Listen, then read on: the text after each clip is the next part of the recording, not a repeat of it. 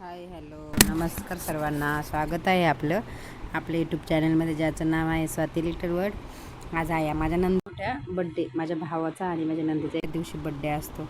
तर आम्ही उल्हासनगरला गेले होते. मी दुपारीच गेले होते, 2 वाजता निघले होते. तर सर्वजण आले होते आणि दाजींनी पण माझ्या म्हणजे नंदा यांनी बोलवलं होतं माझ्या. तर म्हटलं या सर्व. तर आता इकडे कसं लांब पडतं, नाही तर तिथं तर असलं तर मग जायचं होतं आम्ही पण. मग ते लांब असले मग आम्ही माझी ओला करून गेले होते. बसनी नाही जात कारण मला गाडीचा खूप त्रास होतो, कारण ट्रॅव्हलिंग नाही जमत एवढं. तर ताईचा असं औक्षण वगैरे करून घेतलं सुरुवातीला मी पण.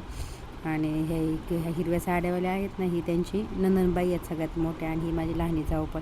सगळ्यांनी केक वगैरे नंतर कट केला. आणि ह्या पण त्यांच्या शेजारचे आवड मावशी म्हणून आहेत, कारण सगळे आमचेच आहे तिथं. आणि मला आहे ना 8 वर्ष तिथं राहिल्यामुळे ना मला खूप जाऊच वाटतं. असं मी कधी पण जात असते, नेहमीच जात असते. तिथल्या माझ्या मैत्रिणी वगैरे भरपूर आहेत, कारण आता एवढ्या दिवस राहिले तर एक रिलेशन माणसाच्या मनात होतं आणि एक प्रत्येकाची जागा असते. तर गेलो होतो आणि माझी जाऊ पण उशिरा आली होती, संध्याकाळी आली होती, कारण तिच्या नवऱ्याला आहे ना, माझ्या दिराला नाईट असल्यामुळे ती उशिरा आली होती. तर ह्या त्यांच्या मोठी नंदनबाई तिथं त्या नगरसेवक आहेत, म्हणजे आता पण त्या आताच पाठीमागं 5 वर्ष पण नगरसेवक म्हणून निवडून आल्या होत्या.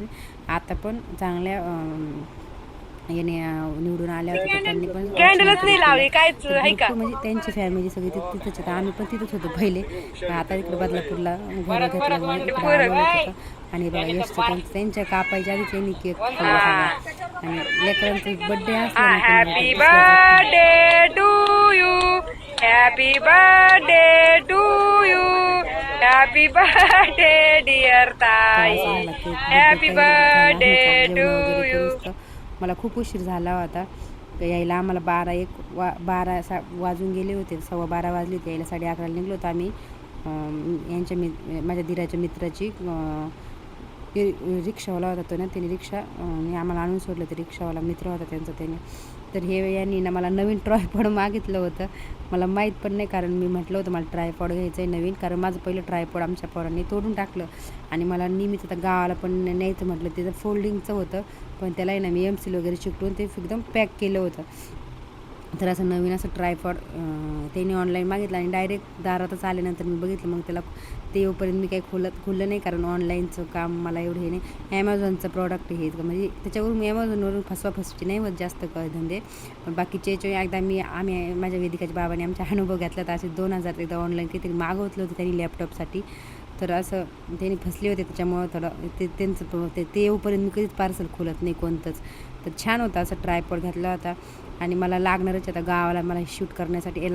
हा माझा ट्रायपॉड आहे ना, पोरांना वाटायचं यांच्यासाठीच गिफ्ट आणलं आहे. म्हणलं नाही बाबा, बाबाने मला गिफ्ट घेतलं आहे. आणि मी यांना म्हणलं ना, मला हे घ्यायचं आहे, एखादी वस्तू मला हे करायचं आहे, प्रत्येक गोष्ट आणून देणार. जेव्हा मी ना मशीन क्लास लावले होते ताईंना मला, तेव्हा पण त्यांनी मशीन घेऊन दिली होती. म्हटलं मला दिवाळीला साडी नाही घ्यायची पण मशीन घ्यायची. दिवाळीला साडी नाही घेतली पण मशीन घेतली होती. आता पण मी जेव्हा यूट्यूब केलं ना, कारण आपल्या घरच्यांचा सपोर्ट आपल्याला खूप महत्त्वाचा असतो ह्या गोष्टीमध्ये. आणि छान होतं तर. आणि माझ्या सगळ्यांनीच आम्हाला जेव्हा मी यूट्यूब चॅनल खोललं त्यांनी मला सपोर्ट. सक्सेस होऊ नये तर नाही, पण प्रयत्न करायचे आपले काम आहे. तर त्यांनी असं म्हणजे मला सगळं पहिल्यांदा एकदा स्पीकर वगैरे सगळं घेतलं. आता जेव्हा इन्कम येईन तेव्हा पण आता तर प्रयत्न करावं म्हटलं. आणि छान असं त्यांनी सेटिंग वगैरे करत होते, बघत होते कसं काय. म्हटलं मला नाही जमणार ते, कारण तुटलं वगैरे तर उगाच बोलणे खायचे. आणि नवीन वस्तू थोडी अजून ते कसं ते त्यांना माहिती भरपूर असं. तर त्यांनीच घेतलं होतं. तर याला कॅमेरा पण बसतो आणि माझा भासा पण तो म्हणतो मला पण असं ट्रायपॉड घ्यायचं आहे, कारण तो फोटोग्राफर आहे ना त्याच्यामुळे. तर खरंच यांना ना मी आरीवर्कची क्लास केली तेव्हा पण मला आहे ना त्यांनी भरपूर असं सामान दिलं होतं. त्यांची खूप इच्छा होती मी काहीतरी करावं तसं. म्हणजे शाळेमध्ये लग्न झालं तेव्हा पण मला म्हणायचे तू शिक, काहीतरी कर.